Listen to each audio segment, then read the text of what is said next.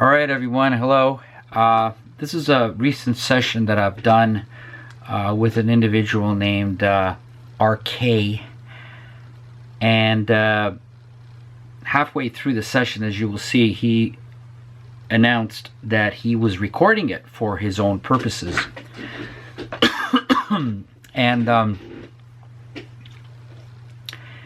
he asked me if that's okay. I said, sure, it's fine. He wanted to have a reference and to go back to it for future study. And then I thought, well, isn't that a great idea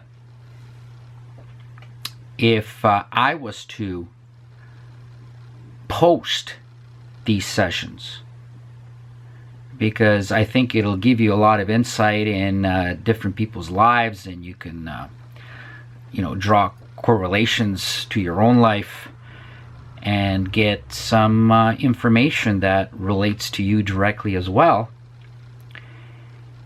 And we can open it up for discussion or whatever that may be. So here it is. I am posting this session, which is going to be the first one, which will be posted as a video. It's only a sound file, obviously. And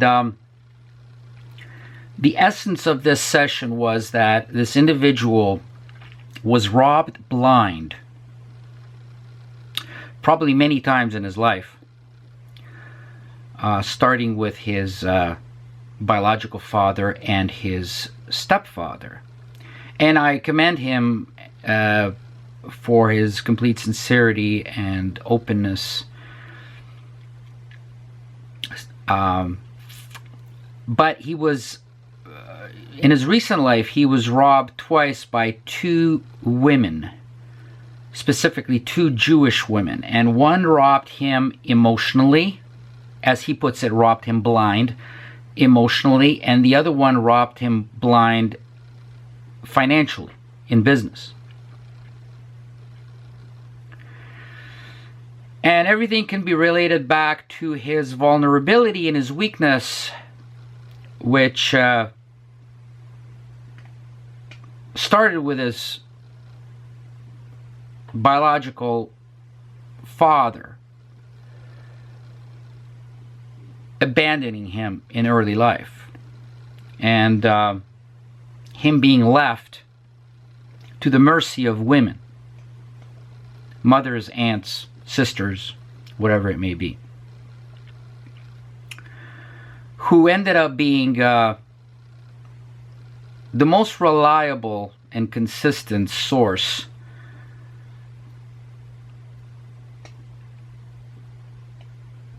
for support in his life, unfortunately. Now, the main thing about this session is sometimes it gets convoluted because I don't get the full information all at once. I get it throughout the session, incrementally, or I don't get it at all. That's just the nature of doing 1 hour sessions. I mean, obviously, we can't get it all. But to clarify, both his biological and his stepfather's seem to be type A personalities at first, but they were not. Obviously, they were not. They were sociopaths. And to keep in mind, referring to my previous lectures as well, there's a big difference between a sociopath and a type A alpha male. A type A alpha male, to keep this introduction to this video short, the type A alpha male would not have behaved in the way and would not have the lives that his biological and his stepfathers led, and the way they treated family members around them. So they were not type A individuals. They were type B sociopaths. And that seems to be very common in the black community.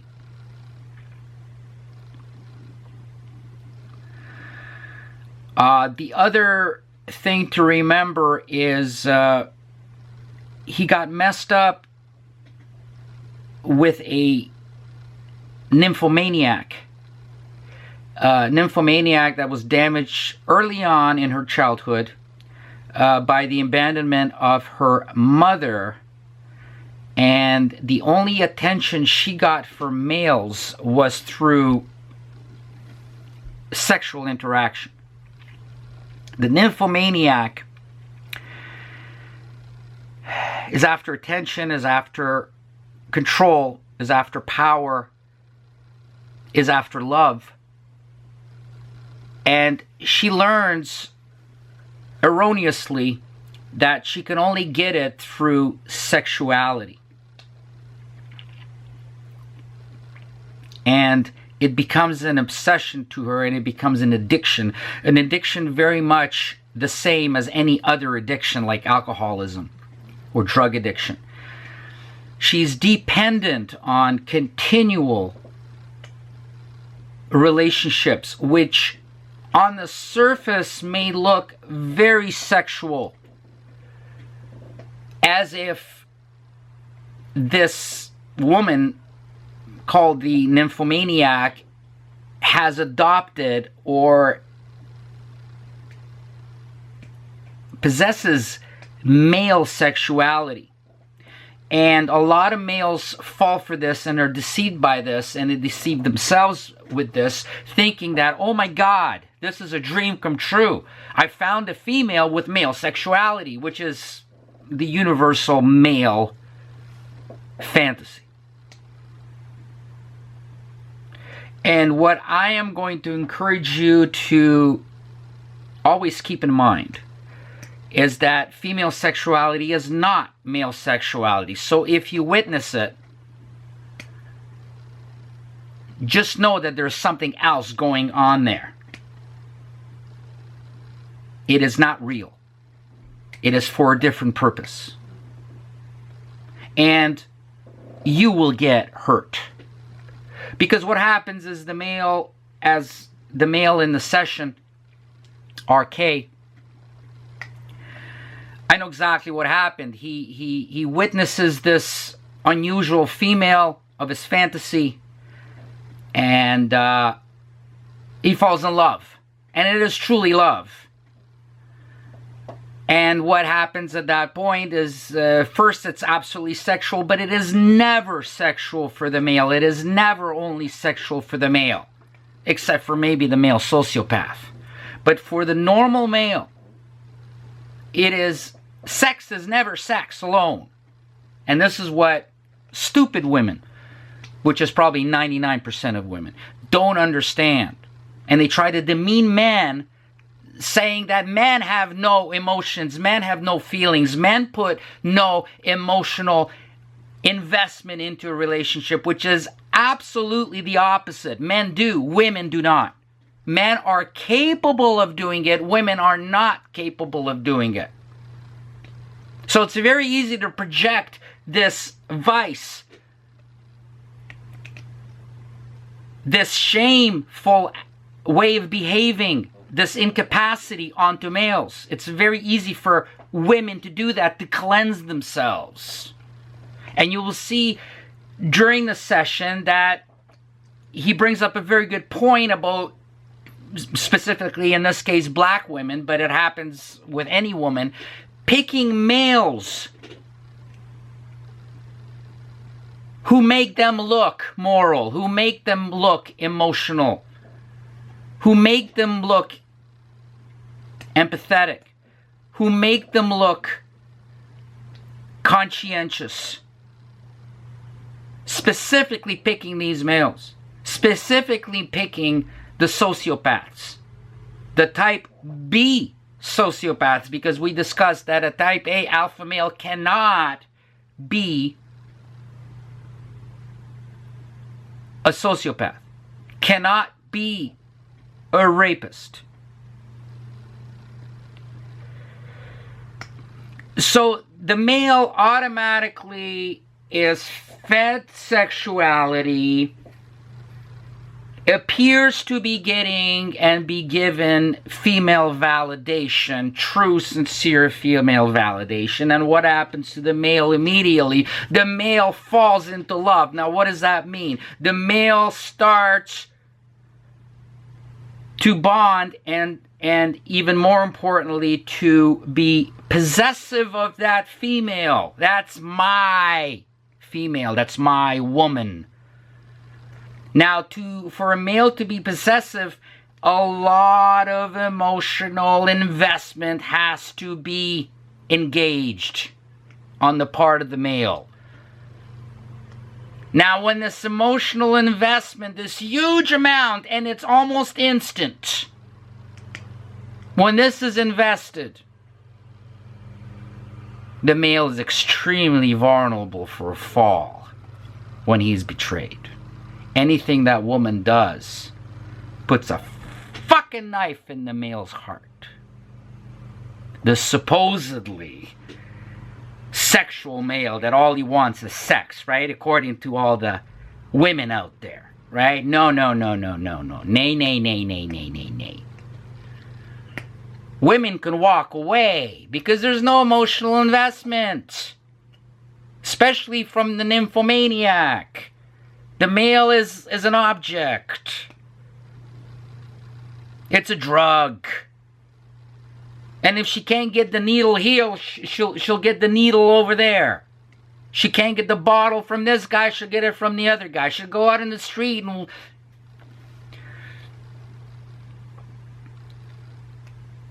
It's a degenerate and hyperactive form of attention seeking that the nymphomaniac is after. It is not sex, but she knows that through sex she can always get it and instantly from any male. And that's power. That's tremendous power. Can you imagine if us males, we can go out in the street and we can fuck any woman we want? Well, that's what the nymphomaniac can do. Especially if she is half decent looking. And I've got some experience with these women. I've got experience with nymphomaniacs and I've got experience with female psychopaths, which are similar but not the same. And I will eventually get to the female psychopath. As we know, all females are sociopaths by nature. That is defining of female nature, sociopathy. So, he falls in love, and it's one-sided.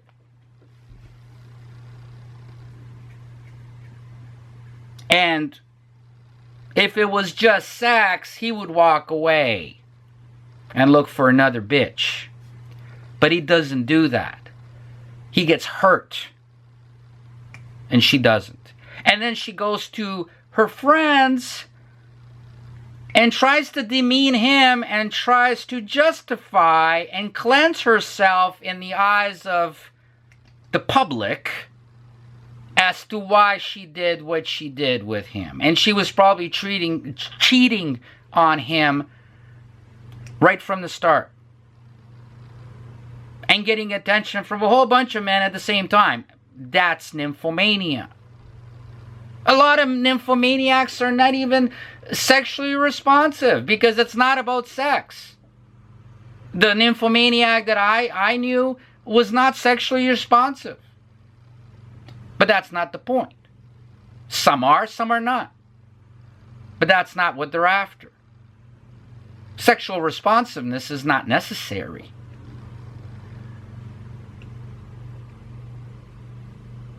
For the acquisition of power and domination. And you notice that outside of sex, she was dominant. So, what a lot of them do is nymphomaniacs is they pick type B males. And a type B male is not an aggressively hypersexualized male. It does not come comfortable to him. If a nymphomaniac picks a type A, they're in for surprise. They meet their match. Because there's no way a type A will ever be subordinated to a female. Never. Now, that does not serve the purpose. Now, that would serve the purpose sexually if the nymphomaniac was after sex and orgasms. A type A would absolutely suffice for that. Compliment her in every way. But if she's after domination, which nymphomaniacs are, a type A does not work. Because it's the type A that always wants to dominate in a relationship. In and outside the bedroom. So anyway, these are just a few little adjuncts to the session. That sometimes these things cannot be included in the session. So I thought I'd give you a little bit of a introduction. So see what you think. And I will talk to you later. Here it goes. You know, I can't obviously, because I'm engaged, claim to be a MGTOW, but I've always been very curious, and I understand it, you know. I understand where it's come from, and I think that it is just men doing what men do, which is... So this MGTOW thing. Yeah. For those who don't know, MGTOW refers to men going their own way. With or without women, but still going their own way. Well, all it is common sense. Absolutely. And practicality. It's really nothing else. And, I agree. But the way everything is gone, you really have no other choice. Yep. If you're not aware, you are truly walking off the cliff. You are, and you're asleep, and you will get the you will get a wake up call. You will get a wake up call sooner or later. Sooner or later. And depending on the woman and the personality of the woman and the options of the woman. In my last video, I touched upon the handicapped part of males and females. And the more handicapped you are, the more likely your relationship will last. The more handicapped the male is? Both. Right. Yeah. When you see these really long relationships, it's because they both have serious voids in which they really cannot branch out. They really cannot find other avenues. So they you know, just like in the old days where like economically they really needed each other. Right. They need each other in terms of personal assets. Yeah, I agree. And I kind of think, you know, I mean, I'm 43 years old, so... Yeah, I was going to ask how old you are. Yeah, 43 years old, and, you know... So you're kind of late coming into this. What? So you're kind of late coming into this. I'm kind of lucky because, you know, my family, the men in my family have been going their own way since I was a little boy. Oh, okay, so you have some examples to follow. Yeah, but they were always I don't want to say like diminished as men by the women in my family because they couldn't hold a marriage together or refused to marry, you know? So it kind of was, I got the double message. On the one hand, you know, when my parents divorced, I was left with my mom and my two sisters. So I was getting that heavy female influence. And my dad was more of an alpha type A, I think. And so what he did was he had multiple relationships and multiple offspring from multiple women, and took it while he was married. Before, Yeah. and after. Okay, I see. How long was he married for? He was married to my mom for probably about 7 years. They were together since the time I was 2 years old. They didn't get married till I was about 10 years old, and they stayed married till the time I was about 16 years old. Gotcha. So you have all kinds of siblings from other mothers, right? Right. All girls. Okay. And so, I had that one influence coming from the female side that was... And then you had the example of your father, which was totally contradictory. Exactly. So they raised me to hate him. Yes, they would have taught you to hate him, yes. Right. Yeah. Was there a time that you did hate him? Was there a time that I did? Yeah. I still struggle with it sometimes. Still struggle, yeah. Yeah. Sometimes you can be quite brainwashed, especially if, when you're young and you don't have life experience, to adopt female values. Yeah. Because you're surrounded by all women. Right. And by some stroke of providence or some kind of intuitive kind of guidance, when I was 18 years old, something was telling me that I was weaker than I should be and I needed a rite of passage, and I joined the Marines when I was 18 years old. So you were in the U.S. at that point? What? You were in the U.S. at that point? Oh yeah, I've always been in the U.S. Oh yeah, that's right. You're in the U.S. That's right. I've always been in New York. You might come across as somebody from Toronto. That's interesting. But yeah. So what is your ethnic background? What is your ethnic? Well, my dad, who raised me, is actually not my real father. He's my stepfather. My biological dad was a Rastafarian, and my mom was garden variety Black American, but I didn't find out till I was 10 years old that my biological father wasn't my stepfather, but I knew on a gut level. So the man you were talking about, it was your biological father you were talking about, that my stepfather that was married to your mother for 7 years? That was my stepfather. That was your stepfather? Yeah. He came around when I was 2 years old. He's the only... So your stepfather gave you this example, which was contradictory. Right. But what was your biological father like? Well, they told me when I was 10 years old that Clarence, my stepfather, was not my real father. They said they said my real father was a Rastafarian. Mm-hmm. So they said he was a bad man. Mm-hmm. He was a drug addict. So your biological father was a bad man, and your stepfather was a bad man. Tells you a little about my mom, doesn't it? Okay, so that means that men are bad. Well, yeah.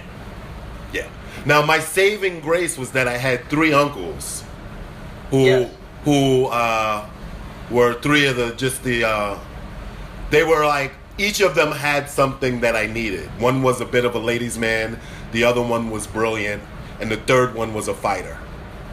And, and these guys would take turns taking me for the weekend and kind of coaching me through adolescence and stuff like that. It sounds like they were all type A? Yeah. Okay. In their own way. Yes. Yeah. Because those 3 things that you mentioned, that's typical of a type A. Yeah. And so that's the background. I actually found my biological father when I was 37 years old in Jamaica. And how did that go?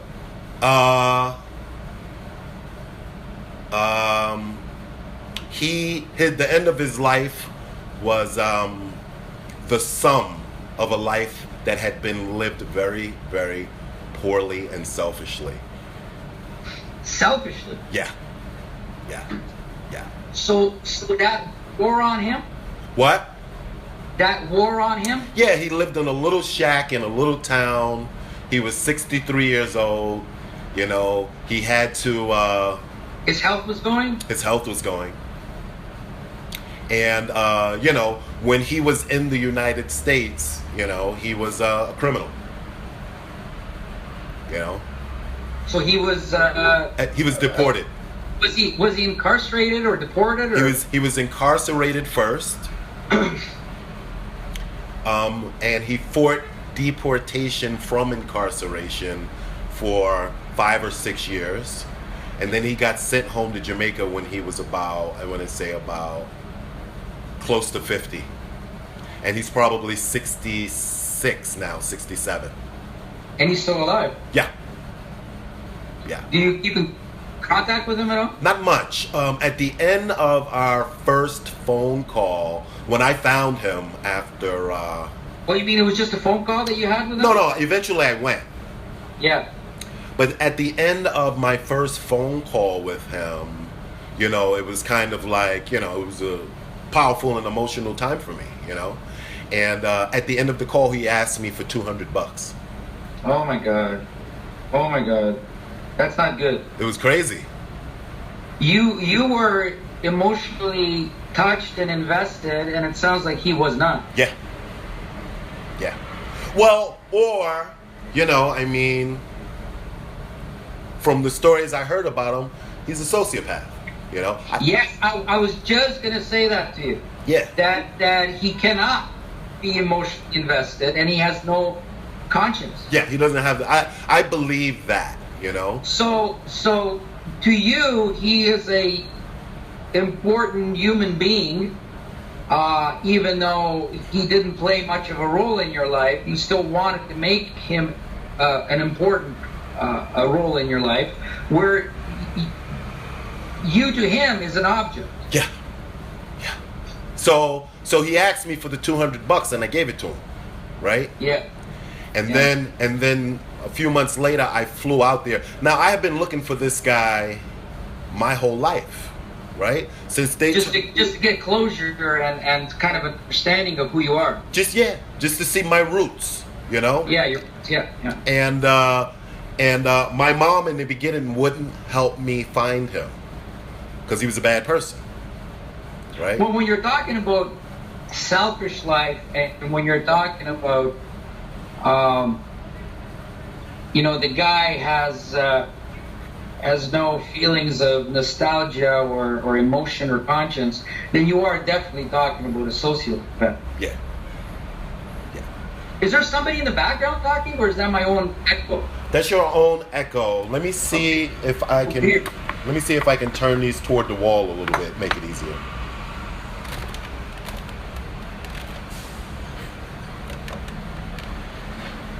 Because I hear you just fine. Yeah. Are you in New York City? Yep. Okay. I'm in Manhattan. Must be expensive to live there, right? It sure is. It's expensive everywhere in New York now. Yeah. You know? Between the hipsters and Michael Bloomberg. Yes. Nowhere is safe. So I went out there to see this guy. Anyway. Because I had to lay eyes on him. Yes, of course. And I found out that I had 9 other siblings that he had sired. From his side. From his side. And then you got all the girls on your stepfather's side. Yeah. All right. Okay. Right. And kind of fitting a sort of a stereotype here. Yeah. I only grew up with 2 sisters, though. You know? Now, does religion enter into these people's lives at all? No. Morality or religion, nothing? Well, what I'll say is this. You know, my biological father was a Rastafarian. So they have their own set of beliefs. But, you know, in the late 60s and early 70s, it was more cachet and using it as a ploy to take advantage of naive American girls than it was a real religion. Now, we grew up in a very spiritual household, right? We tried church as a family growing up, and ultimately no one could buy it. No one could really buy it. So my mom left it open to me, you know. What do you want to do? Whatever you want to do, you can do it. And I became a searcher, and I've been, I've dabbled in many religions. But I heard a great quote from a great African historian once, and I attached it to myself, and he said that my religion is the way that I live my life. And I like that. That works for me. Right? That is very good description, yes. Right. Now, where did you grow up? Did you grow up in New York? Brooklyn. Okay. I wonder if you were, and if your family, especially the men in your family, were influenced by New York Jewish culture. In what way? Well, it's the Jews that brought on all this New Age social engineering, you know, cultural engineering, and they used blacks as their revolutionaries. They kind of sacrificed blacks. Well, yeah. Well, by removing all natural morality that Christianity brought, you know. Yeah. Yeah. So you're a victim of that. Yeah. And it's kind of like... I know that, you know, how influential Jews are in New York City, obviously, right? It's New York City. It's New York City, yeah. So it's sad to see, because what you described is not necessarily your roots. It's almost like you were indoctrinated to honor that kind of lifestyle. And it's destructive. Yeah. Not you in person, but no, I get it. Mental. Yeah. Well, what I'll say is there's a paradigm within much of the American black community. That's what I was trying to say about the stereotype thing. Right. Well, but it kind of goes like this a little bit, you know. And I believe in I believe in yin and yang, right? I believe in yin and yang. And they're both necessary to have a balanced organism, a balanced anything, right? And so, in the black community, the men are yang and the women are yin. And by that I mean that you'll find lots of households with religious or moral or high spiritual valued women and morally bankrupt and bereft men, right? And the women like it like that because the worse that the men look, the better that they look. And I think that that's kind of something. Interesting. We're getting back to female nature here, the basics of female nature. Oh yeah. But because that way the men will always be the scapegoats and the ones to blame. Yeah. So and it makes women look so good. It makes them look good. Perfect. It makes them look good. So that's what happens with a lot of black men. Like, these women intentionally pick the worst guy that they can find, you know, and part of the reason is because no matter how much of a whore she is, she's going to instantly look like an angel. Moral superiority. Yeah. And not only to herself, which is important, but to everyone else. Well, to herself is very important. That's the key. Right. Yeah. Right. So there were morals in my house. There were morals in my community, but they resided within the women. That's right. Who are unwilling or by design. By design. Stayed with the women. By design. And they were unwilling, incapable, or oblivious on how to pass that on to a boy. Or pass that on. They had no skill how to do that. Yeah. Because they couldn't actually relate to a boy. Right. And the other thing that you mentioned is that they had no willingness to do it anyway. There was no purpose to it. Yeah.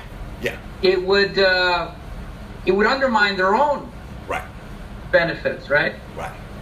So you met the man, your biological father, and how did that go?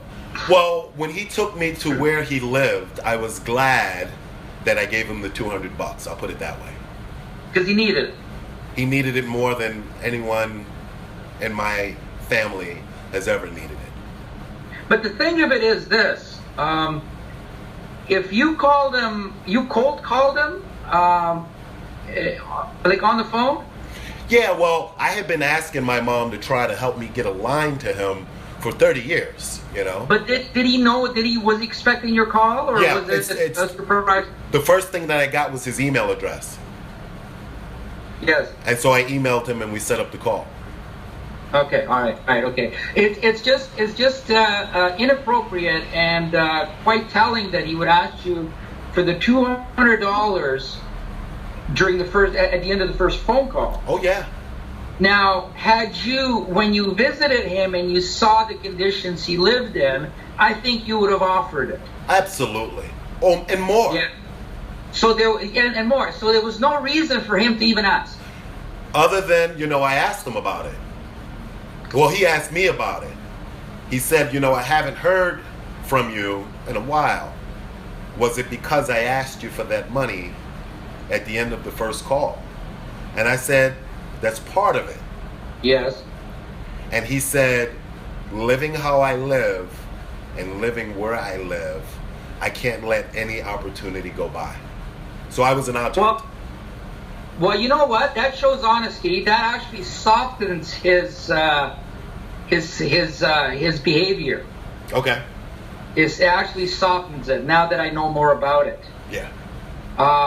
If he was truly that desperate, and if he acknowledges and explains and apologizes why he acted like that, that considerably softens his behavior. Yeah. So how did it go at the end? Are you still in touch with him, or? I haven't been in touch with him. Was it a negative experience at the end, or what? It was a lot about money. Oh, okay. Well, that's no good. Yeah, and that was now he has daughters that he sired when he lived in New York. Of course. And there are 2 or 3 of them that send him buckets of clothes and stuff and wire. Oh, so they do help him out. Yeah. Okay. And he lived with them for a time. I never knew him. So in essence, he's not reliant just on you. No.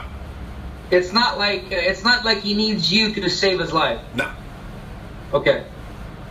So he still used every opportunity he can to extract resources. Absolutely.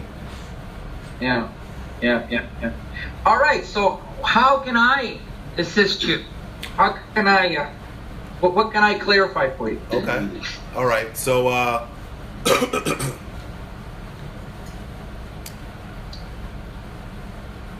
Well, first I want to talk about my engagement. Yes, interesting. All right. So,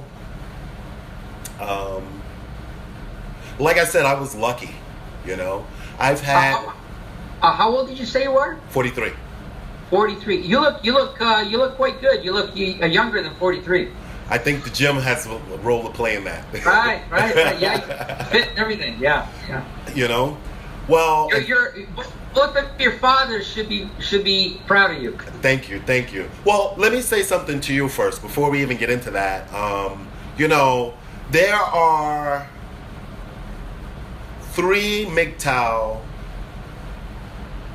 shows on YouTube that I watch religiously, that I wait for. Yes. One is Sandman. Yes. Because regardless of whether people like him or not, or they think that his content is deep enough or not, he is that commercial that keeps the repetition strong in your brain. Yeah, he's the McDonald's commercial that simply keeps you on track. Keeps you on track. Now, there's a guy who no longer posts that I was a huge fan of. His name was Spetsnaz. Yes, from Australia. Yeah. Part of it had to do with his delivery, but just the depth that he went, I thought was very important. He was very morose. Yeah.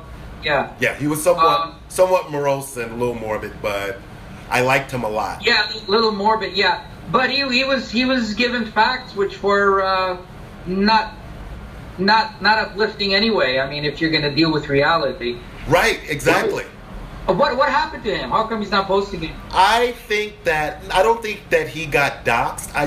I don't think he wanted to be famous. He sounded like he had a real psychotherapy practice going on.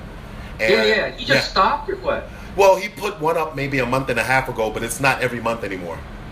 Oh, so he's still doing it, but very sporadically? Very sporadically, like maybe every 3 months. Okay. I thought maybe he got involved in some scandal or something like that. I didn't hear anything like that. Wasn't Barbarossa involved in some scandal? I didn't follow. Exposed as a fraud or something? I didn't follow him that closely. I know I was surprised to find out that he was Dominican. He's a Dominican guy. Right. Yeah, he's from the Dominican Republic. But he's full or half? I think he was full. Okay. Yeah, but Dominicans are mixed race people anyway. But he stopped posting and stuff. Didn't he stop posting? Oh yeah, he did.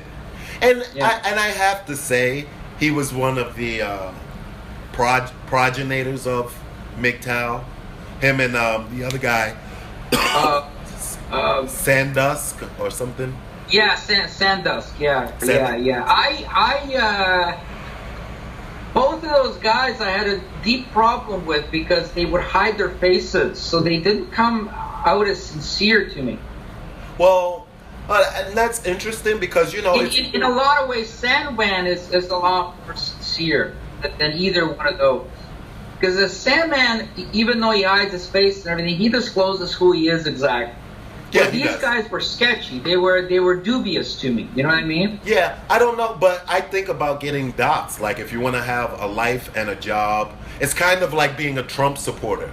You can do that shit out in public, but you might lose your job.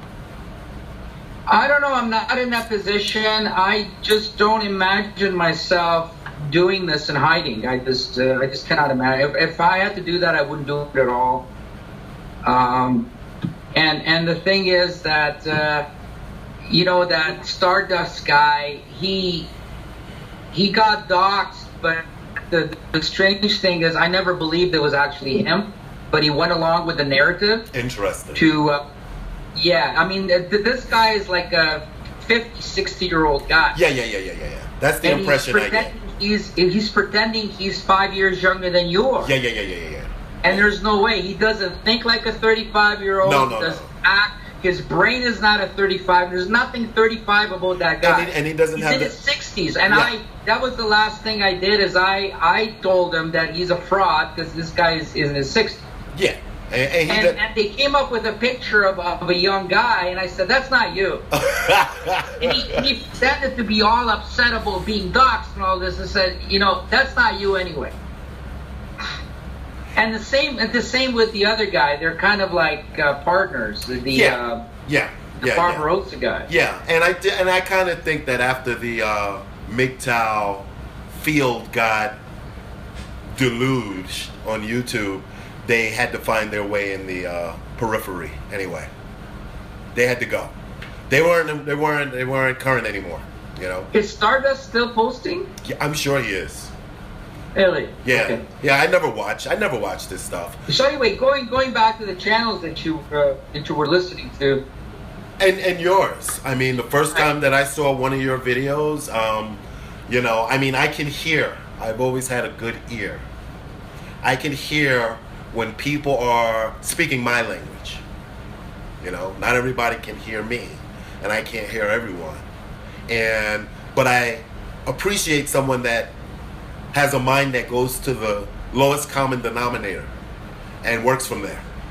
What do you mean by that exactly? Well, if the fundamental issue is female nature and women fundamentally want a resource producer, and if the primary function of finding a resource producer is to take care of offspring, then they can't love. Because that would interfere with that modus operandi and the biological imperative. That's exactly right. Their allegiance is to their offspring, not to us. Oh yeah, in the black community, there's a saying. They say men love women, women love kids. And even when I say it to my fiance, she nods. She nods in approval. She won't disagree or dispute it, you know? And that was one thing. And the other thing is that, you know, I wrote something on your board once, and then you mentioned it later in the video, and I didn't know if you saw it from me or if you hit the same conclusion myself. But it had, What's it? but it had to do with the Jewish people, which I say very low here. That they are a You're actually swimming in Jews over there. oh, in my building, forget about it. Well, really, even in your building. Oh yeah. Oh, Yeah. Well, when I said that they were, I wrote that they are a feminine culture. They're a feminine culture. What I'm saying is they don't believe in frontal attack. They don't believe in telling you anything to your face. That's very, very true. And you said that in a comment. In a comment. Okay. And then maybe like 2 videos later, you picked up on the same thing. You know, and I just we came up with it for both of us. Yeah, yeah, and I mean because we both have experience with it. You got to understand that a lot of people don't have experience, and they're really not aware at all. Even if they're living with it, they're not aware of what they're living. You know what condition they're living in. You know this Jewish influence. Yeah. And the Where result, if you're conscious of it, then you do notice the parallels between Jews and women. absolutely. And the result is the same, right? When women run a society unchecked, it has to destroy itself, you know? And because the moral, principled kind of imperative is absent, because there's the lust for resources, even selling one's own self. Yes. You know, for the and it's not something that it's not sustainable. So that's kind of what's happening here. You know, it's happening here, and so that being said, why am I getting married? Why am I entertaining the idea of getting married? Well, my last girlfriend was a Jew, and remember I said that I was lucky. Well, I was lucky until her. Right? Boy, was I hooked. This was the sickest sex I've ever had in my life. She was a psychotherapist. She had all the markers. She was abused, sexually abused as a little girl. I'm a recovered alcoholic. By her Jewish parents? By men in her dad's house. Her Jews? Yeah, most likely. She grew up in You have to understand that Jews are predisposed to sexual deviance, eh? Oh yeah. And also homosexuality. Oh yeah. There's a homosexual. I'm gonna probably get to this in my videos. You're kind of getting in kind of a forerunner to what I'm going to be talking about. But there's a homosexual in every Jewish family. Oh yeah, I believe it. Well, and you know, it's kind of like degeneracy is welcome. That's kind of like, that's just one aspect, you know, of degeneracy. Is that, you know, I mean, that's kind of what I believe. Degeneracy is constantly, they're attempting to normalize it. Yeah. Continuously. Right. Just like the women are trying to set one standard for human nature so that they can bring the bar down for them. Right. All right. Well, the way women are demasculizing, castrating men. Yeah. That's the instinctual goal of a woman to do so. Yeah. So going back to my story real quick. I know we only have an hour. So this. No, it's okay. Don't worry about it. Okay. So this woman I was dating, she was from Cape Town, South Africa, right? Yeah. She was Jewish. Her dad was a chocolate maker, right? Yes. And he sold his shop to Cadbury, right? Yes. And, Wow. And he was married to her mom was an ambitious woman, let's put it that way. More than she was a mom's mom, right? Yes. A lot of Jewish women are like that. Yes. And so he was, you know, he was the kind of guy that came home from work and sat in his boxers till it was time to go back, you know? Yeah. Because he built the empire, right? Yeah. Yeah. So she left. The mom found somebody that was more exciting and left the family when my ex and her sister were probably 3 or 4 years old. And it's pretty unheard of in the black community for a mom to leave. I said it's pretty unheard of in the black community for the mom to leave. Right. You're absolutely right. Right. So when she was telling me the story, her mom, it devastated her. You know, and she was getting diddled by uncles and other boys in the house. And then there was no mother to protect her, no, nothing. Exactly. Yeah. Abandonment issues. So I'm a recovered alcoholic. I didn't mention that. No, you didn't. Yeah. You don't look like it. Yeah. 11 years. Oh, okay. Good for you. Thank you. And so how did you get hooked up with this Jewish woman, and what made the sex so great, and was it genuine? Well, you know, she was in AA like I was. Oh, okay, that's how you met. Uh-huh. So she was messed up and she became a psychotherapist. Yes, like many of them do. That's a Jewish pattern too. Absolutely. And so Hey, I can finish a story for you. I bet you can. It's so standard. Anyway, go ahead. Well, I guess what made the sex so great was she replaced drugs with that. Okay? Now,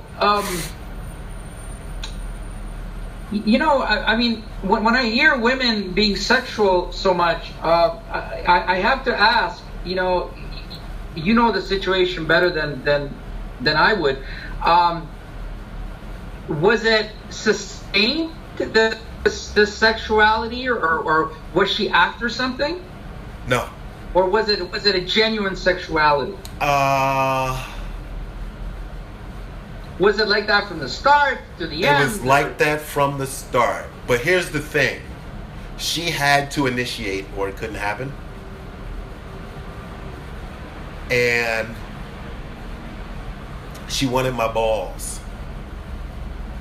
She wanted my balls, you know. For what purpose?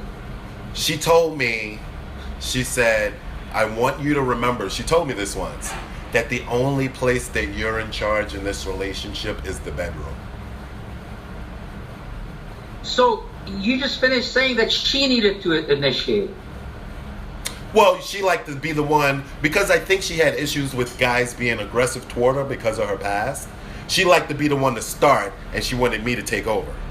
Oh, she wanted you to take over. Yeah. So she wanted you to take the dominant role? Yeah.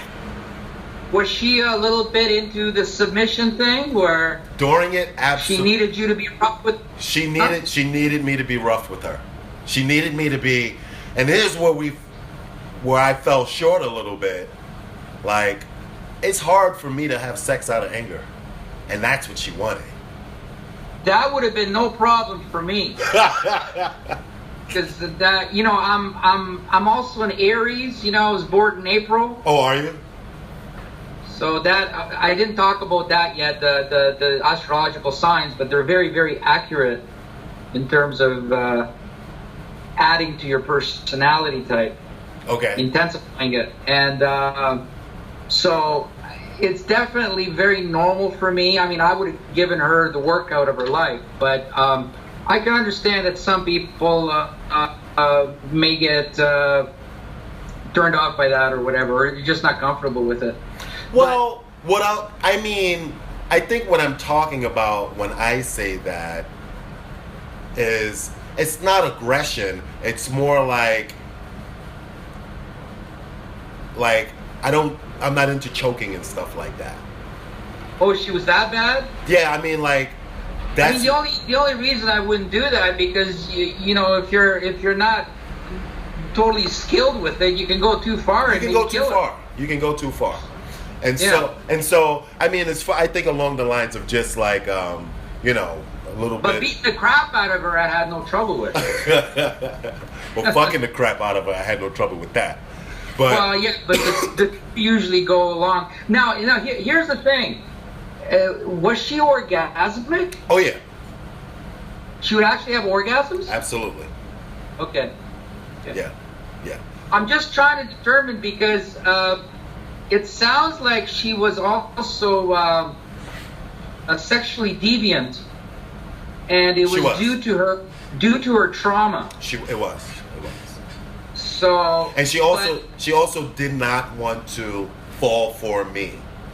I saw it in hindsight that what do you mean by that? whenever What do she you- felt herself becoming bonded to me, Yes, She she would- stopped herself. she would stop herself. Yeah, because her fear of getting abandoned Yeah, and her fear of exposing her emotions and giving her emotions to you. so when she felt that way, and this is the thing that you can't guard against with a woman like that.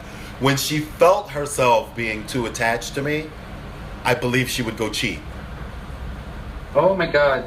So even though she had this sexual thing with you, she still needed other men. Oh, absolutely. It's kind of like, you know, on some level you get a gut sensation when you're a dude. You know what? You can go around and bragging about all the crazy sex you had with this sexually wild woman and all this. You can do that on one level.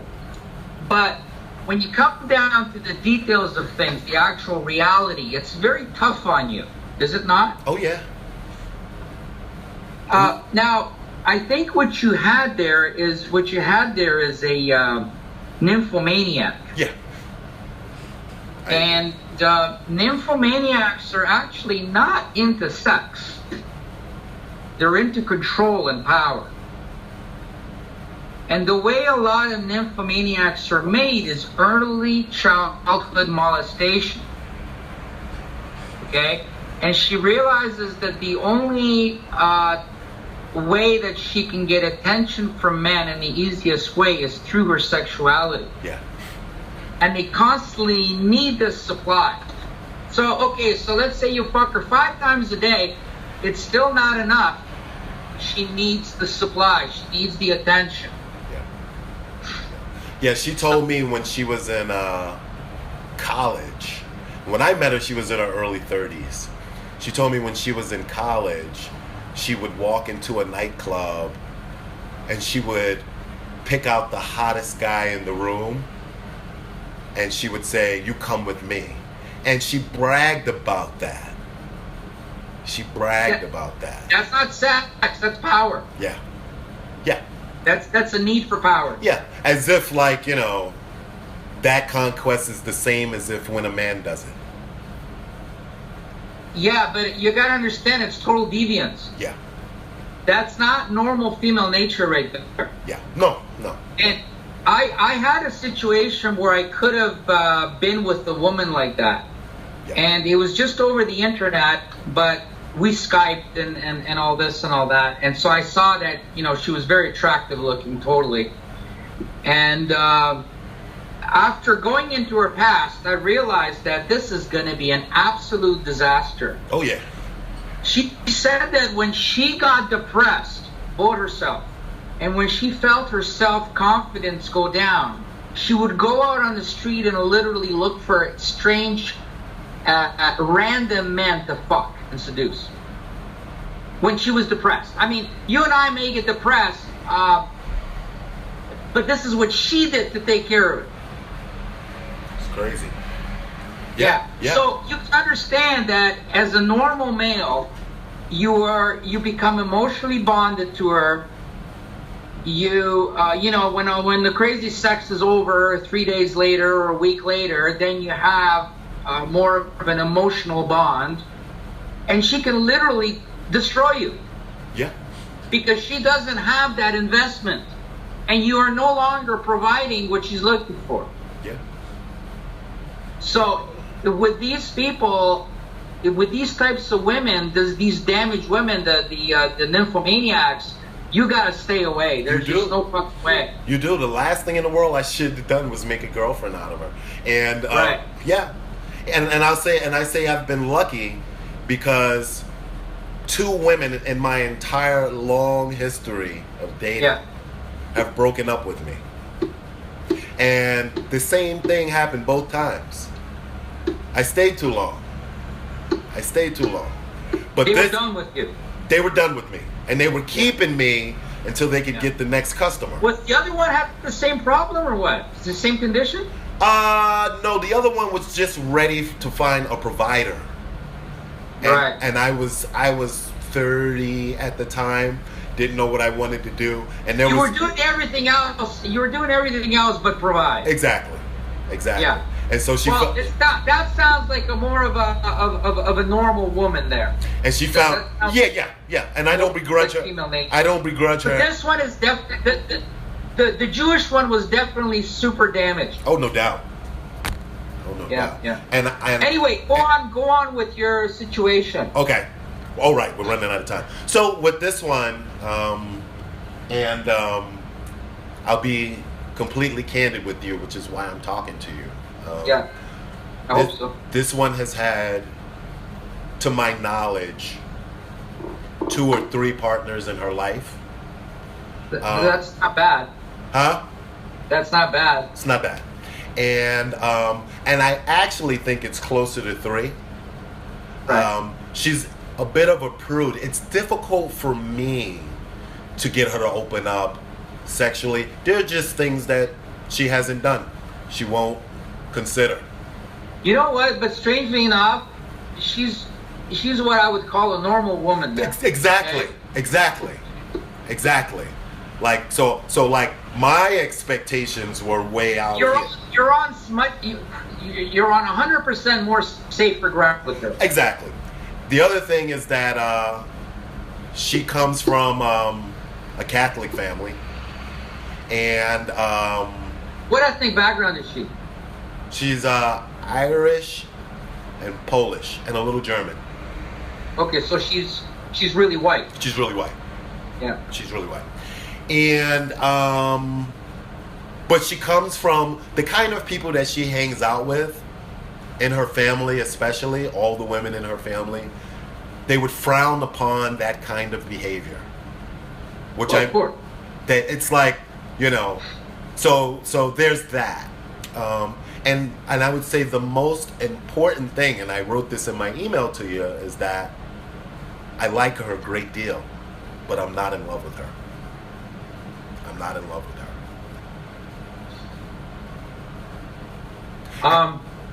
Why is that? Is it physically she's not what you had as an ideal in your head? My Or personality-wise? My feeling is I am a believer in you can either be in love with women or you can understand them. I love her. I love having her around. I would love having kids with her. But my eyes don't get glazed over. So physically. Physically, she's beautiful.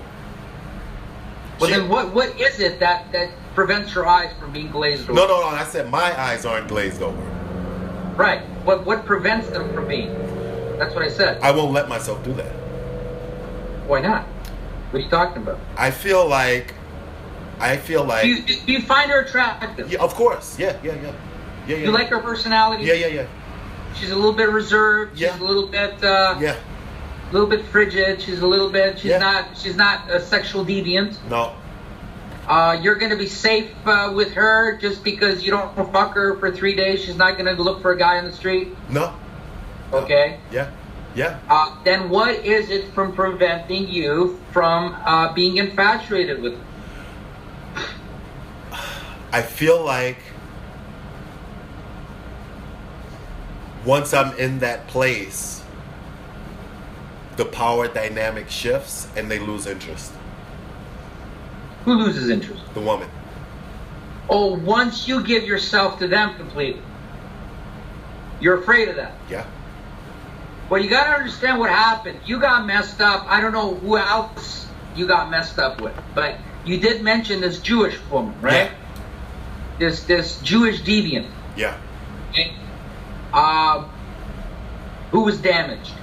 Now, what happens with these nymphomaniacs is they betray you, right? And so you got betrayed. Yeah. Right? You exposed yourself to her, and you got hurt through the process, right? Exactly. Right. Now, don't base that experience on what you got right now. Really? I'm surprised to hear you say that. Why? Because, you know, I felt like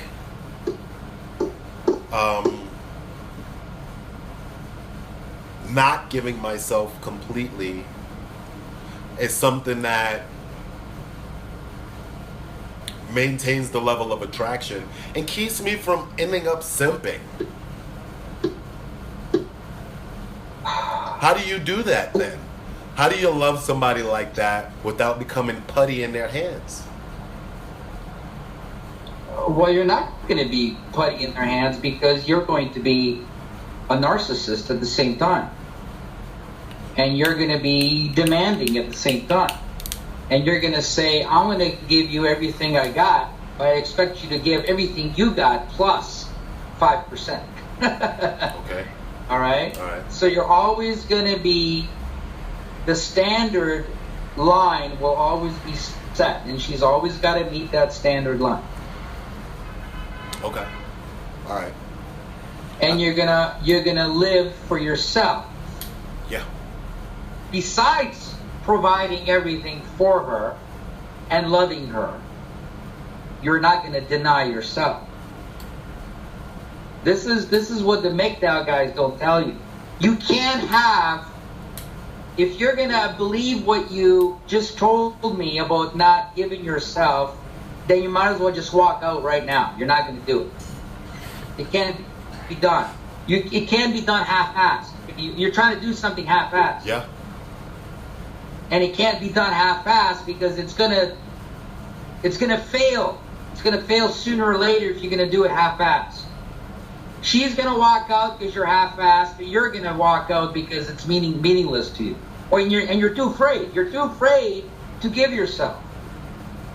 But you can't base that on a nymphomaniac experience. You can't be with a woman.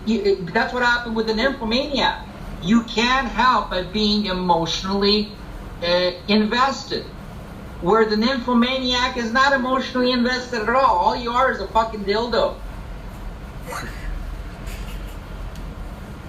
All you were is a dildo, and she wanted a white dildo that afternoon.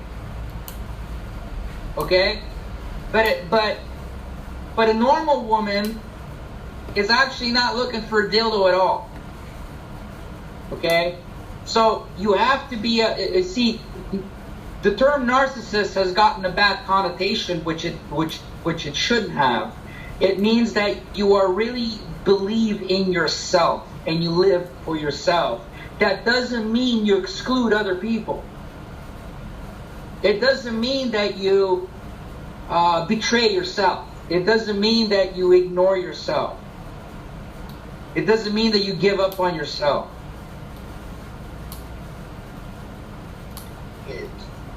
Your life to yourself, your value in yourself and your own interests stays constant. And she's got to know that. Whatever you're involved with, your business, your hobbies, My hobbies. interests, your friends, that does not change. That does not change. Yeah, I keep all that stuff. She's got to enter that. She's Yeah. got to enter that. When you meet a new guy friend, right, that you like a lot, you don't give up everything else because you met a new guy friend. Nope. The reason you're with that guy is that he enters your life. Yeah. Or you enter his life because you really love a lot of the stuff he does. Yeah. And you want to learn from it. Yeah. Yeah. it's a learning experience. You enter a friendship with a guy in order to expand yourself, in order to grow, not to give up everything else that you stand for. You want to grow in that direction, right? Yeah. Yeah. So if you're gonna do this half-assed, it's not gonna happen. Okay.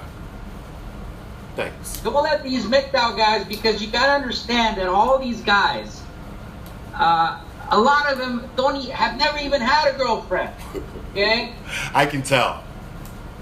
You gotta understand that what gives MGTOW a really bad name and lack of respect and even ridicule is because it's dominated by forced loneliness guys. Yeah. Guys that can't get anybody. And they can't get anybody, so they're using it as a refuge. Yeah. Yeah. They're using it as a protection support group. Yeah. And that's what destroys MGTOW.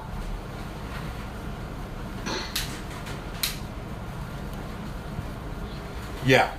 Surprised you're a smoker, though. I let myself indulge every now and then. I mean, That's I don't drink. I haven't had a drink in 11 years. I know, but I mean, you go to the gym and all that, and you smoke. Paradox. You work on that, okay? I'm working on it. I got my vaporizer here too. Okay, there you go. Yeah. You shouldn't have any addictions. You concentrate on yourself more. You are correct. And not in the way of a self-destruction thing. No self-destruction. You are correct. And and I know you're correct about what you said about my relationship. And part of the reason I brought it up is because I felt like something wasn't right. I don't know if you can tell, but I'm an authentic person. And I'm kind of like in my seat of power when I'm being myself. And if I can't give my whole self to somebody, you're right, then what's the point? What is the point? You gotta understand that at the same time, these MGTOW channels, they're destructive in a lot of ways, you know? Most of them suck. Because they mislead you into, having to support and glorify their lifestyle, which is they're handicapped. Yeah. Their handicapped lifestyle. Yeah. And their incompetence. Okay? But we're not dealing with incompetence here. We're dealing with you. I mean, you're a competent person, and that's why you got to give it all you got. If you go into business, you're not going to say, well, I'm going to go into business, but I'm not going to fully go for it. You can't do that. You can't do that. So we're running long, and is it okay with you that I recorded this? Sure, that's fine. It's just for me. Thanks for letting me know. I wouldn't post it anywhere. Fine. Okay. Yeah. Okay. Yeah. I'm not. As long as you let me know, yeah, I'm fine with it. Yeah. Yeah. Why are you recording it?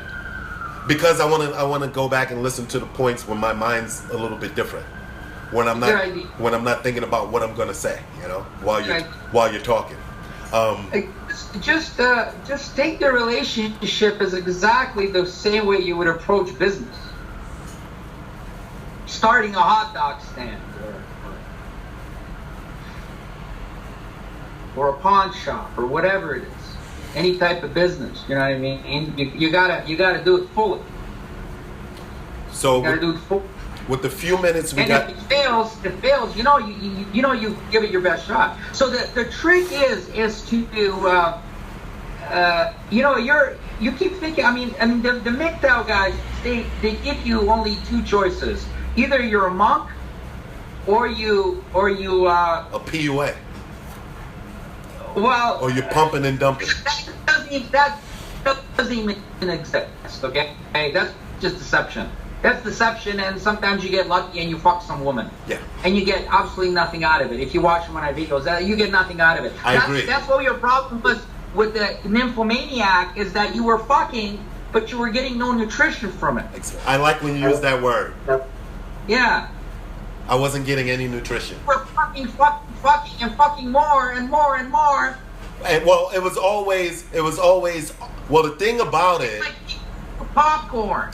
Well, and I'm feeding you popcorn, and your stomach's already bloated like this with all the popcorn that I'm force feeding you. Exactly. And you're fucking still hungry. Exactly. And you're looking like a dead man. Exactly. But your stomach is bloated. Exactly. And you know, the thing about it also was that it's like a lot like an addiction, because what nymphomaniacs are very good at, or damaged women or sociopathic women are very good at, is that they can come on strong and create a narrative in the beginning, or they send, like Chris Rock says, on the first few dates you don't meet the person, you meet their representative. Yeah, that's true, very true. Yeah. Yeah, Chris Rock is right on the money with a lot of things. He's got a lot of experience with this as well. Yeah, he does. Well, I was always hoping it was going to go back to those first 3 months. How it was in the first 3 months. What she has got to do, what a nymphomaniac has got to do, and with the girlfriend, the fiance you have now, is you're not going to see that with her. Yeah. But a nymphomaniac has got to seduce you. Yeah. Got to seduce you. Yeah. If the nymphomaniac doesn't actually seduce you, she's getting nothing out of it. Yeah. See, that's how she gets her validation. Yeah. That's how she overpowers you. Yeah. And here you are, a big man. Yeah. Big masculine man. Yeah. With a 2-foot long dick. And quite. This woman is seducing you. Yeah. Now that's power. Yeah. And when she's done with you, she's really done with you. Yeah. And you're just left out in the cold. You've just given your emotion, and that's why you're afraid at this point. And not only did she break up with me, she called a round table of my friends that I introduced her to, sat down with them, and told them why I was a horrible person and she had to get rid of me. Are you serious? Yeah, none of them bought it. They called me. You know, she said she became the man in the relationship. How long were you involved with this? It was one good year and one bad year. And you can't really say it was a good year because it was on the way to the bad year. You were involved with her for 2 years? Yeah. Well, obviously you were not the only guy during those 2 years. Of course not. Yeah. And who knows? Who knows that maybe a week after she met you, she already had other people. Yeah. And so when I felt it, It's an addiction. It's an addiction for them. And when I felt it, I have to make it clear to you that most people don't realize that nymphomaniacs are not actually in it for the sex. Yeah. No, that makes sense when you say it. Yeah, and that's why you are never getting a sincere representation of what they are. Yeah. And you never feel satisfied. Because I know exactly what you're after, but she's not after what you're after. Yeah.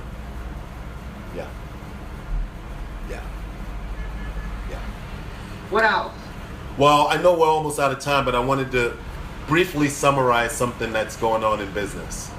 Yes, you mentioned that. Go ahead. All right. So, my first foray into being a business person was with a woman who is of Jewish descent. Oh my goodness. You got to break your Jew habit here, eh? Well, there've been two and they've both been bad. And this woman... Go ahead. And this woman, she robbed me blind.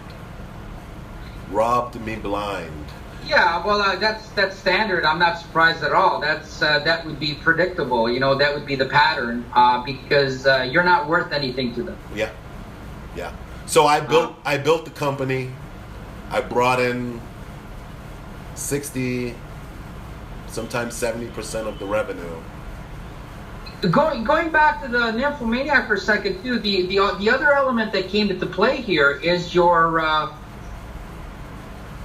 your ethnic background, your color, your race, which increasingly adds to your worthlessness. Yeah. In their eyes.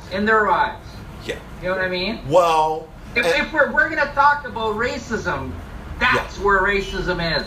right. Okay? Right. And I know that in both there was an element of that. But what I will say was that the ex-girlfriend Yeah. had done the same thing to boyfriends that were rich and white, middle class and Latino, poor and black, middle class. Stop right there. Rich and white is not Jewish. Oh, rich and well, I'll put it this way: she doesn't date Jews. She doesn't date Jews. No. Well, what the hell does that tell you? Yeah. Well, it's all in hindsight being. What the hell does that tell you? It's all in hindsight being 2020. But I don't feel like. If I hated blacks, okay, and if I was a crook, I would go in business with blacks. Yeah. If I hated blacks, Yeah. I would stay away from whites because I have no interest in ripping off whites. Right. Right? I would specifically pick blacks, pick Hispanics, pick whatever. Right. Browns, blacks, yellows, to rip them off, right? Right. Because I have allegiance to my own color, my own race. Right. Which is just hypothetical. That's not the case. But for Jews, it's very much the case. Yeah. So that's why she knew the damage that she inflicted every single time she got in association with somebody, and that's why it was a definite no-no to do it to another Jew. Well, she did. You know. She did what? She's done it to Jews. So at the company that I work for, I'm an independent consultant. You're talking about your former. You're talking with the Nymphomaniac. Oh, okay. Okay. Business partner. Okay. Well, let's finish up with the Nymphomaniac. You know, I have a very good detector for some for that kind of racism. You know, and sometimes I smell it, and I can smell it on women that I'm dating or sleeping with. You know, and whatever it is, it is. I can smell it on people that I do business with, and whatever. It is what it is. They're, you know, things that, you know, I work with a lot of Indian people in this business, you know, and there are times where I just have to avoid them because I know I can't deal with what they're going to come at me with, you know, or I don't like them because of this or that, or their inability to confront. The same thing with Asians, or, you know, they're, rather than tell you no to your face, they'll disappear on you and shit like that, right? But with my ex, sure, race played a part, but I got the feeling that it wasn't that she was just doing it to me. Whoever was in my place, regardless of where they were from, that's just what she was capable of, you know? Yes, but you did say that she did not date Jews. Yeah. And I think that so there's a purpose to it. Yeah. There's a reason for that. Well, and also there are, a reason that white women will date black men, especially in this overly feminized atmosphere that we're in right now, is because even if the black man is economically dominant to them, he is culturally inferior in the United States, in Canada, and many other places. So that's a one-up that makes them feel a little bit more secure in their catch, which is more about female nature than it is about race. You know, I look at Beauty and the Beast. Yes, all that is true and can be true with a lot of the women. Yes. Yeah. I look at Beauty and the Beast. If he checks, I would say all women, what you just described, even if it's on a totally unconscious level. Yeah. Even if you're successful in business and you're superior to her economically, she can still be superior to you culturally. Yeah, or at least feel that she is. Feel that she is, which she will never, ever disclose. No. Okay? No. But all I'm saying is that is carried much further with a Jewish woman. I agree. That's all I'm saying. I agree. Okay. So now with the business relationship, so she robbed you blind. Alex, Yes, okay. I fucked up. You fucked up? Yeah. I fucked up. I mean, like, we were going strong for 2 years and making great money. I'm bringing in all the business. I'm really good at what I do. How did you fuck up? Because when I saw the red flags, when she started to pay late or not giving me data that I needed to invoice her, and it started to add up over time, I didn't think that I could depart from her and do it on my own. I just didn't. It was part fear. That what if I do it and I fail and now I'm engaged? You know? And the other part of it was, do I have what it takes? And another part of it was... so lack of self-confidence on your part. Yeah. Is that what it sounds like to you? Now that sounds like a marriage. That's what happens in a marriage. A guy is afraid to get out because he's just so used to relying on this individual who he becomes emotionally dependent on. You know what I mean? Yeah. So what I wonder, for me, it's like I handle myself well in business and interpersonally across the board, except when people that are close to me betray me. I stay too long. You stay too long because you become dependent. Okay. And that's completely normal. And that's exactly the fear you have with your fiancé at this point. You're afraid of exposing yourself once again, and the same thing you're afraid is going to happen. Now, what you could have done is not that you could have been more vigilant in business as well. And understood who you're dealing with. Yeah. Both of the times you were betrayed and robbed and cheated by Jewish women. Yeah. Okay? So, you have to understand, this is not about politics, I guess, this call, but everything is connected. You have to understand that everything is connected. We can't take women out of politics. We can't take relationships out of racial issues. Everything is connected, right? And so you have to understand that white is nothing to do with Jewishness. Jews are not white. Yeah, I get it. Okay? So what you feel that you're treated inferior in the eyes of Jews is exactly what whites feel when they're the way they're treated by Jews. Yeah. What a Jew will do to you is exactly what a Jew will do to a white person. Yeah. We are worthless to them. It's the way they're bred, it's the way they're nurtured, Yeah. the way they are indoctrinated from birth. Yeah. Okay? And can I add this caveat? Go ahead. Whether they are practicing Jews or not. Absolutely. But you got to understand that religion has got nothing to do with Jews. Absolutely nothing. Most of them are atheists anyway. Most of it, they rejected God and Jesus. Oh yeah.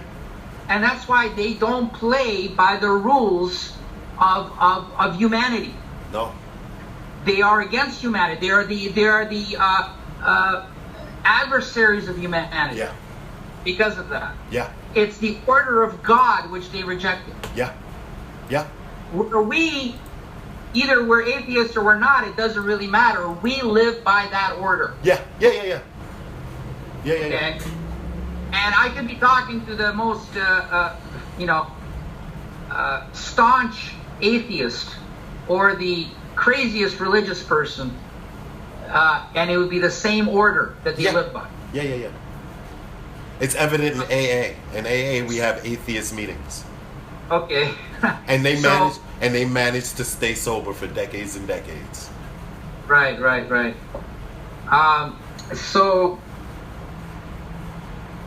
you weren't vigilant. You weren't knowledgeable in who you associated with. Now, a lot of blacks are indoctrinated with believing that there's such a thing as white privilege. Okay? Right. Now, you're misled with that. There is privilege, but it's not white privilege. It's Jew privilege. Oh, yeah. And what you blacks have to do is separate the two. Once you separate the two, you are correct. Okay? What you're seeing is Jew privilege, not white privilege. Oh, no. I know. Oh, I know. Listen, Alex. You're cutting out. I couldn't hear you. You cut out. Can you hear me now? Yes. All right.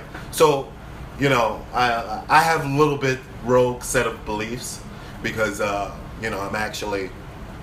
always been an independent thinker, And the way that I look at the game, the way that it's set up is like this, right? Yes, across the board, aspects of humanity have thrived and fallen, and many cultures have had their dark ages. I believe in many ways this is a dark age for black people. But I feel like white people. Okay. Well, yes and no. You gotta understand that. I think the white black culture is very close. Oh well. This is what I was gonna say to you on your video where you talked about Jews being feminine. So one thing that I'll say about white culture, black culture, and to a lesser extent Latin culture, but not so much Latin culture, is that we're the two races that have the most big people, and are inherently aggressive and not afraid to confront face to face. What do you mean by big people? Large in size. Oh, I see. Large in size. Indians are small, Asians are small, Latinos are small. The other massive populations of people are smaller people, and smaller people tend to run in packs. Bigger people tend to be more of individualistic. Right. Because if you ever listen to Stefan Molyneux, he talks about R-selected and I think K-selected. If you ever listen to that talk, it's very informative. It's like the difference between wolves and rabbits. Like, wolves fuck less. There's more order because they're more important to the food chain. They're a higher order of animal. And rabbits are smaller. They fuck a lot more because they're low in the food chain and they need to be eaten by the animals in the bigger food that are right. So anyway, I just made a brief diversion over there. What I believe is that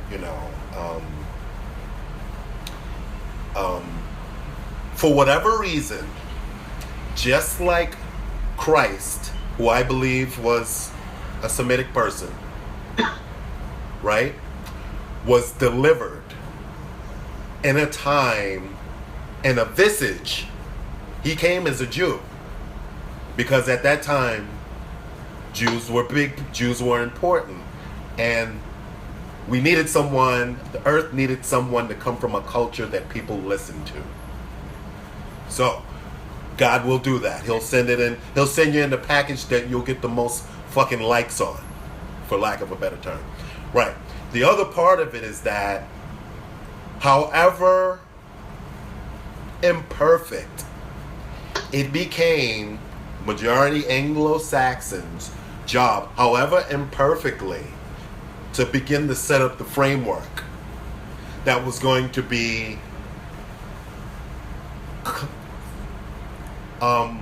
filled in and built upon forward into eternity, right? I believe that was white people's job, specifically white men. And I think that taking white men, and I don't kiss white men's asses, or anything like that, thinking the attempt to take specifically them out of the equation, right, is checkmate.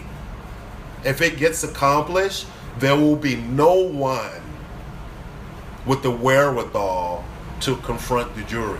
And they'll just run the table after that. And that's why there's this constant subversion of anything to be white Christian Western culture by the Jews. Every minute we are being attacked. Their blasphemy, pornography, cultural degradation every second minute. Turn your TV on. Especially males. Especially males. Especially males. They're the only ones that are standing in the way of Jews. That's right.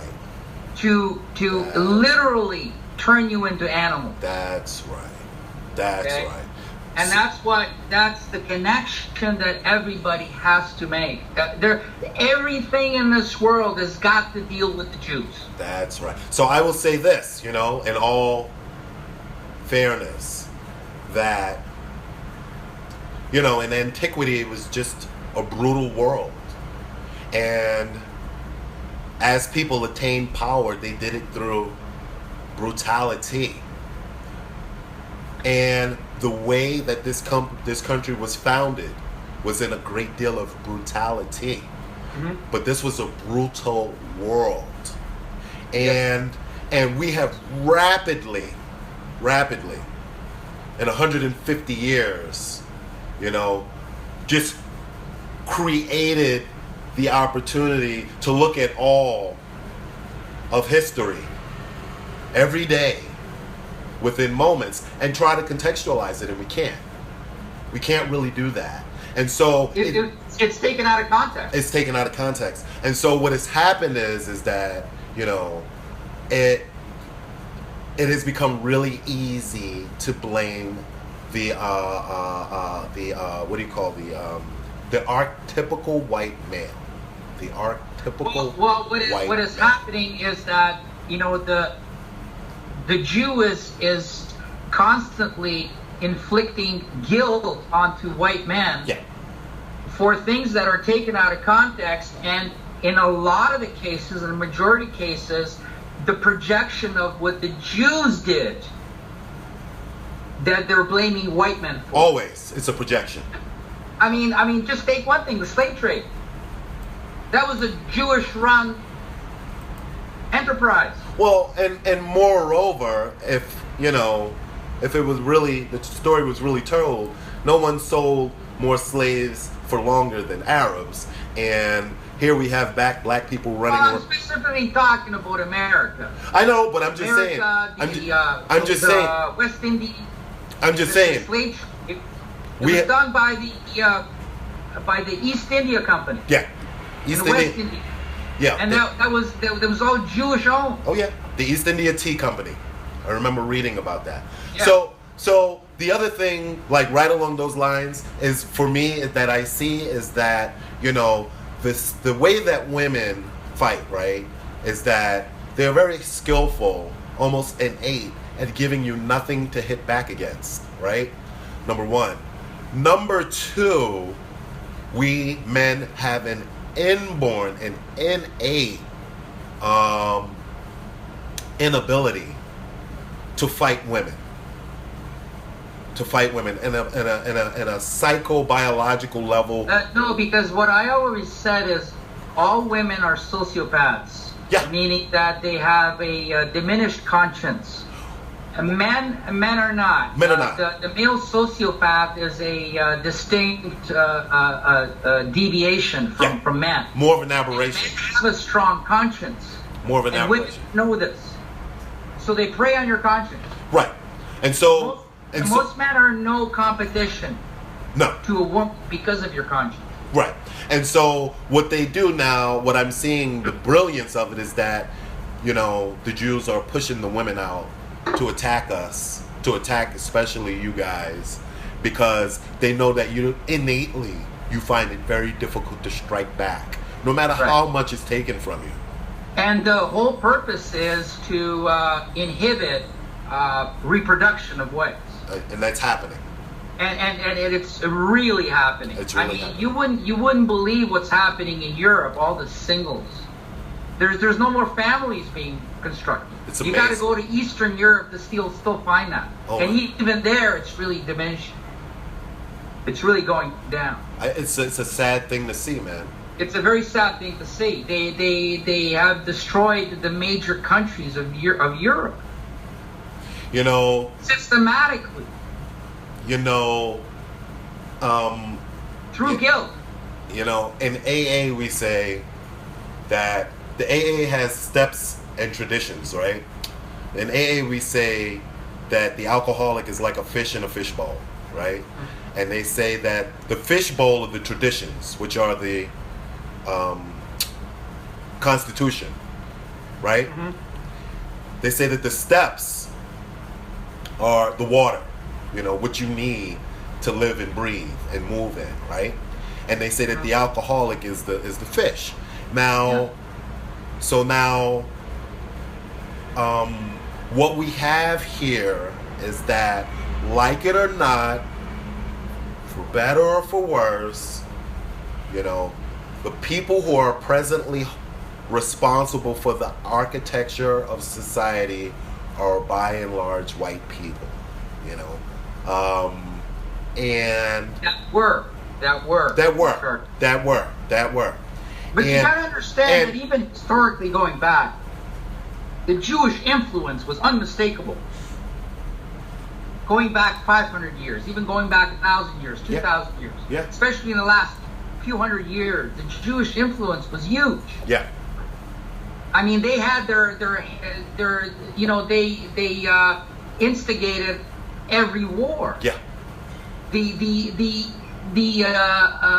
American Revolution was financed by Jews. yeah, The American Civil War was instigated by Jews, yeah, where the whole country went bankrupt, and then the Jews arose very wealthy after the Civil War, where, you know, hundreds of thousands of white kids were murdered on the battlefield.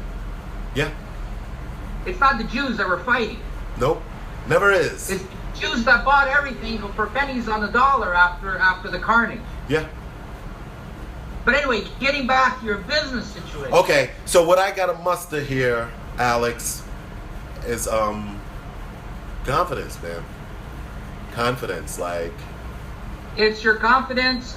You know what your strengths are. You know what your experience is in. You know what your contacts, with the contacts you have.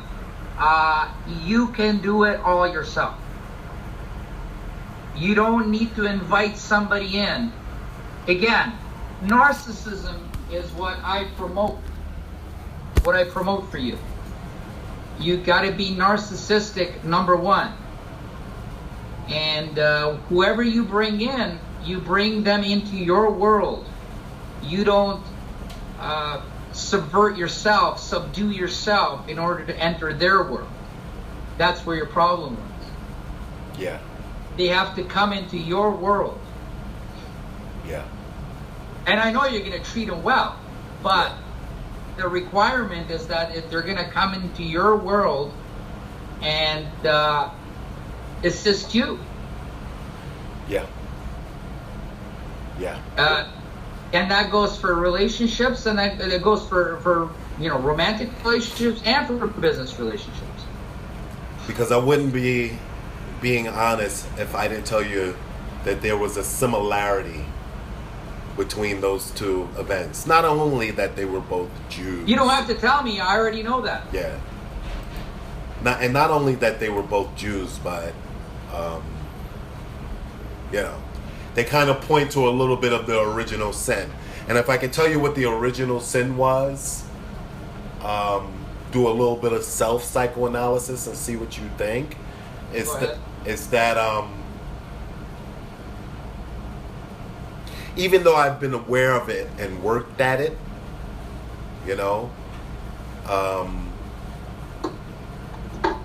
because I had two dads that left, Yeah. there's a part of me that still thinks that I could trust women entirely. You can trust? There was a part of me that thought that. Oh, because males left you. Right. Do you have a fear of abandonment? No. So just specifically for males leaving you. Well, it's not so much that men leave me. It was like, you know, the only person that stayed was my mom, right? Right. So you're being you falsely associate that with women because your mom stayed with you. Yeah. And that let your guard down. Yeah. Because I don't let my guard down for men. First of all, you were involved both of the times with Jews. Yeah. They were both women. Yeah. And so you were really, everything was stacked against you from the first moment. Yeah. And let me ask you something. One last thing. When you look at stuff, maybe if you had ever had anything similar in your own experience, when you look back and you say, "Damn, I knew better and I did it anyway," how do you not like kick yourself because of that? Well, you can kick yourself all you want. Nothing's going to change, right? Right. You can't undo it. So don't waste your time kicking yourself. Just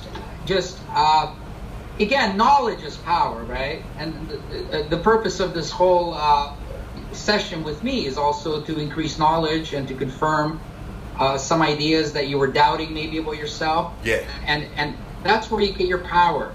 Yeah. So if you enter a situation and you know what you're dealing with in advance, then you know how to predict the future and what patterns to watch for.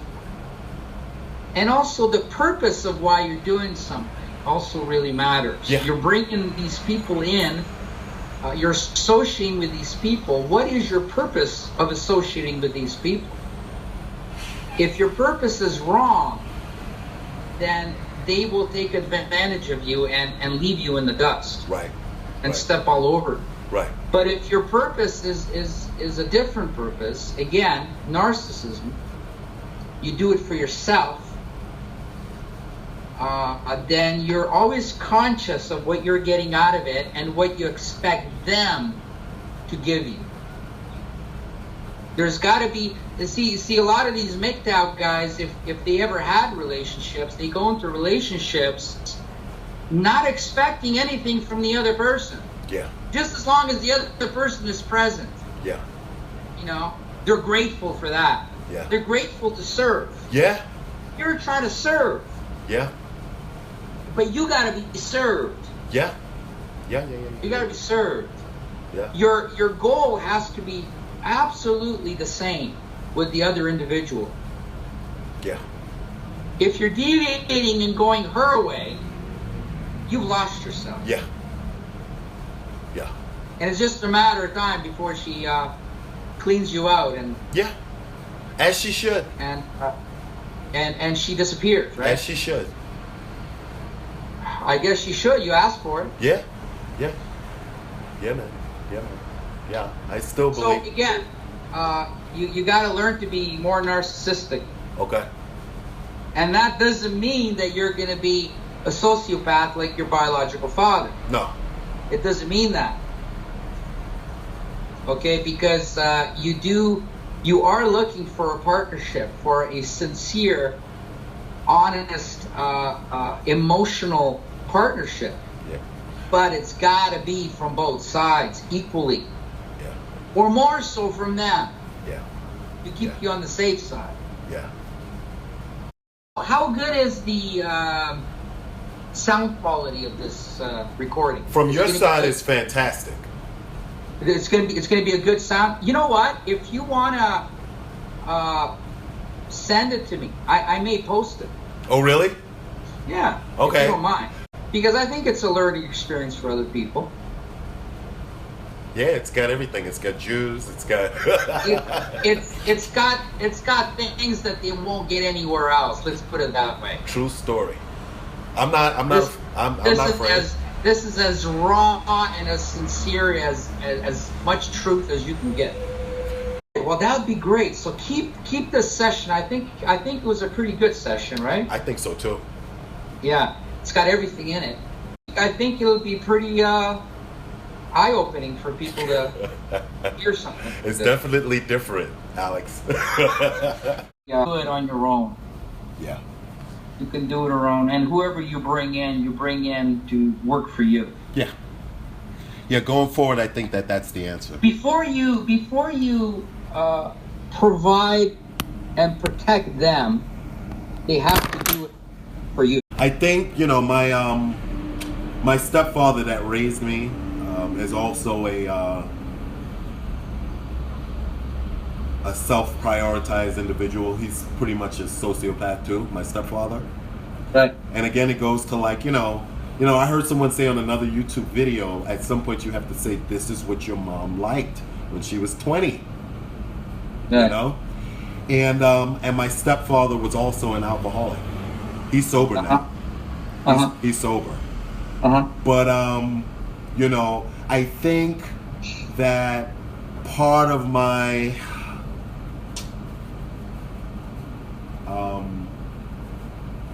I would say a lot of the times when I don't catch situations in the beginning and put people in their place is because I see the wreckage that my two dads had all around them, and I just became very determined not to be that guy. And I think I may have run a little bit too far. You overcompensated for Overcompensated. Yeah, you're overcompensated for their own lack of conscience. Yeah. And you shouldn't confuse a sociopath with a narcissist. Yeah. Okay. Yeah. They're both narcissistic, but a narcissist can have a very strong conscience. Yeah. And that makes every difference in the world. Yeah. A narcissist is not out to hurt other people. It's not out to drain other people. Yeah. It just means that they're very self-oriented and they're very they love themselves. Yeah. Primarily. And that's what you got to do as an alcoholic. That's what you were missing. Yeah. You got to love yourself. Yeah. Well, it was great talking to you. Great meeting you. If you ever want to do it again, just let me know, okay? You got it, sir. And I appreciate your insight. Remember, you can do it all yourself and do it all for you. I consider you to be a master.